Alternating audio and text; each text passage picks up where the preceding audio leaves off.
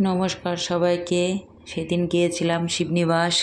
তো আগের একটা ভিডিওতে তোমরা দেখেছো, রাস্তায় ভিডিও করেছিলাম শিবনিবাস মন্দিরে যাওয়ার।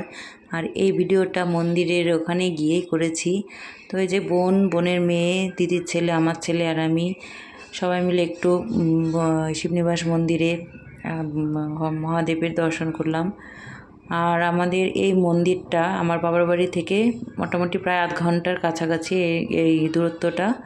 তো সব সময় যাওয়া হয় না, এবছর গেছি, তো কয়েক বছর বাদে গেলাম, একটা খুব দরকার ছিল, তো সেই জন্য আমরা এই কয়েকজনেই গেছিলাম বাড়ি থেকে। তো দেখো মন্দিরটা কতটা সুন্দর। এরপরে আরও ভিডিও আছে, তোমাদের সঙ্গে সবার সঙ্গে শেয়ার করব।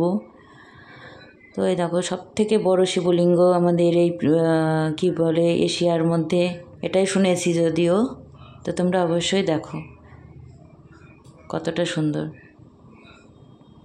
তো ভিডিওটা ভালো লাগলে অবশ্যই লাইক, কমেন্ট আর শেয়ার করে দিও।